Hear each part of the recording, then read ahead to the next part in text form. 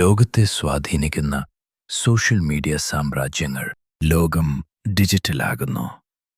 ഇന്ന് ലോകത്ത് 5 ബില്യണിലധികം ആളുകൾ സോഷ്യൽ മീഡിയ ഉപയോഗിക്കുന്നു. ഓരോ സെക്കൻഡിലും ലക്ഷക്കണക്കിന് പോസ്റ്റുകളും വീഡിയോകളും സന്ദേശങ്ങളും ലോകമെമ്പാടും സഞ്ചരിക്കുന്നു. എന്നാൽ ഈ ഡിജിറ്റൽ ലോകത്തിൻ്റെ പിന്നിൽ നിൽക്കുന്നത് ആരാണ്? ഫേസ്ബുക്ക്. 2004 അമേരിക്കയിലെ ഹാർവാർഡ് സർവകലാശാലയിൽ Mark Zuckerberg, Dustin Moskovitz, Eduardo Saverin, Chris Hughes, Andrew McCollum എന്നിവർ ചേർന്നാണ് ഫേസ്ബുക്ക് ആരംഭിച്ചത്. ഇന്നിത് അമേരിക്കൻ കമ്പനിയായ മെറ്റയുടെ ഭാഗമാണ്. പ്രധാന വരുമാനം ഡിജിറ്റൽ പരസ്യങ്ങളിലൂടെയാണ്. ഇൻസ്റ്റഗ്രാം. 2010 കെവിൻ സിസ്ട്രോവും മൈക്ക് ക്രിഗറും ചേർന്നാണ് ഇൻസ്റ്റഗ്രാം ആരംഭിച്ചത്. 2012 മെറ്റ അത് ഏറ്റെടുത്തു. ഇന്ന് ഫോട്ടോകൾ, reels, influencer marketing, online shopping എന്നിവയുടെ പ്രധാന കേന്ദ്രമാണ്. വാട്സാപ്പ്. 2009 യാൻ കോമും ബ്രയൻ ആക്ടണും ചേർന്ന് വാട്സാപ്പ് സ്ഥാപിച്ചു. 2014 മെറ്റ ഇത് ഏറ്റെടുത്തു.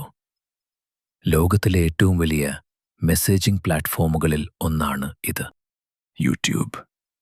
2005 Steve Chen, Chad Hurley, Jawed Karim എന്നിവർ ചേർന്നാണ് യൂട്യൂബ് ആരംഭിച്ചത്. 2006 ഗൂഗിൾ ഇത് സ്വന്തമാക്കി.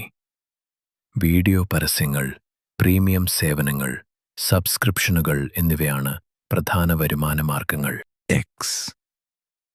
2006 Jack Dorsey, Noah Glass, Biz Stone, Evan Williams എന്നിവർ ചേർന്നാണ് ട്വിറ്റർ ആരംഭിച്ചത്. പിന്നീട് ഇത് എക്സ് എന്ന പേരിലേക്ക് മാറി. അമേരിക്കൻ കമ്പനിയായ എക്സ് കോർപ്പ് ആണ് നടത്തുന്നത്. വാർത്തകളും തത്സമയ ചർച്ചകളും പ്രധാനമായും ഇവിടെ നടക്കുന്നു. ലിങ്ക്ഡ്ഇൻ. 2003 റീഡ് ഹോഫ്മാനും സഹസ്ഥാപകരും ചേർന്ന് ലിങ്ക്ഡ്ഇൻ ആരംഭിച്ചു. ഇന്ന് ഇത് മൈക്രോസോഫ്റ്റുടെ ഉടമസ്ഥതയിലാണ്. തൊഴിലവസരങ്ങൾ, പ്രൊഫഷണൽ നെറ്റ്വർക്കിംഗ്, റിക്രൂട്ട്മെന്റ് എന്നിവയാണ് പ്രധാന സേവനങ്ങൾ. ടിക്ടോക്ക്. 2016 ചൈനയിലെ ബൈറ്റ് ഡാൻസ് കമ്പനിയാണ് ടിക്ടോക്ക് വികസിപ്പിച്ചത്. സ്ഥാപകൻ യാങ് യിമിങ്. ലോകമെമ്പാടും ഹ്രസ്വ വീഡിയോ സംസ്കാരത്തെ ജനപ്രിയമാക്കിയ പ്ലാറ്റ്ഫോമാണിത്. എന്നാൽ ചില രാജ്യങ്ങളിൽ സുരക്ഷാ ആശങ്കകളെ തുടർന്ന് നിയന്ത്രണങ്ങളോ നിരോധനങ്ങളോ നിലവിലുണ്ട്. WeChat ചൈനയിലെ ടെൻസെന്റ് കമ്പനിയുടെ സേവനമാണ്. സ്ഥാപക സംഘത്തെ പോണി മാ നയിച്ചു. സന്ദേശമയക്കൽ, പേയ്മെന്റുകൾ, ഷോപ്പിംഗ്, ബിസിനസ്, സർക്കാർ സേവനങ്ങൾ വരെ ഒരൊറ്റ ആപ്പിൽ ലഭ്യമാക്കുന്ന വിപുലമായ ഡിജിറ്റൽ ഇക്കോസിസ്റ്റമാണ് ഇത്. ടെലഗ്രാം സ്ഥാപിച്ചത് പാവൽ ഡുറോവും നിക്കോളായ് ഡുറോവും ചേർന്നാണ്. ഇന്ന് ഇതിന്റെ പ്രവർത്തനാസ്ഥാനം ദുബായിലാണ്. സ്വകാര്യതയ്ക്കും എൻക്രിപ്റ്റഡ് ആശയവിനിമയത്തിനും പ്രാധാന്യം നൽകുന്ന പ്ലാറ്റ്ഫോമായി ഇതറിയപ്പെടുന്നു. സ്നാപ്ചാറ്റ് സ്ഥാപിച്ചത് Evan Spiegel, Bobby Murphy, Reggie Brown എന്നിവരാണ്. അമേരിക്കൻ കമ്പനിയായ സ്നാപ്പ് ഇങ്കാണ് ഇത് നടത്തുന്നത്. താൽക്കാലിക സന്ദേശങ്ങളും AR ഫിൽറ്ററുകളും ഇതിന്റെ പ്രത്യേകതയാണ്. റെഡിറ്റ്. 2005 സ്റ്റീവ് ഹഫ്മാനും അലക്സിസ് ഒഹാനിയനും ചേർന്ന് റെഡിറ്റ് ആരംഭിച്ചു. ലോകത്തിലെ ഏറ്റവും വലിയ ഓൺലൈൻ ചർച്ചാ സമൂഹങ്ങളിൽ ഒന്നാണിത്. പിൻട്രസ്റ്റ് സ്ഥാപിച്ചത് Ben സിൽബർമാൻ, Paul Siyar, Ivan shop എന്നിവരാണ്. ആശയങ്ങളും ഡിസൈനുകളും ഉൽപ്പന്നങ്ങളും കണ്ടെത്താൻ ഉപയോഗിക്കുന്ന ദൃശ്യതിരച്ചിൽ പ്ലാറ്റ്ഫോമാണ് ഇത്. ഇവരുടെ ബിസിനസ് എങ്ങനെ? മിക്ക സോഷ്യൽ മീഡിയ പ്ലാറ്റ്ഫോമുകളും ഉപയോക്താക്കളിൽ നിന്ന് നേരിട്ട് പണം ഈടാക്കുന്നില്ല.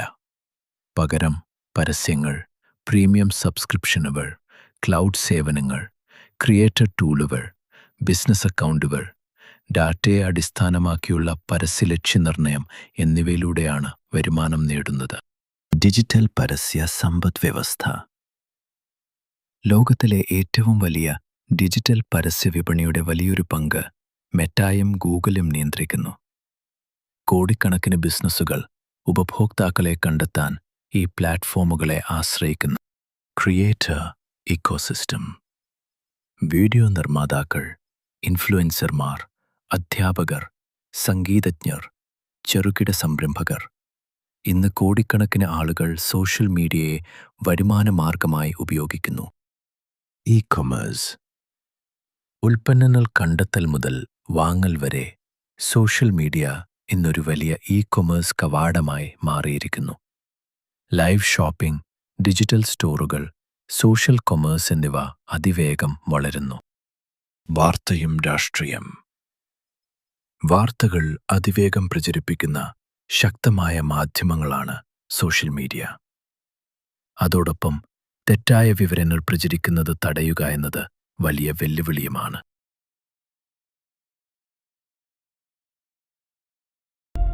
This is Daily Vibe Media.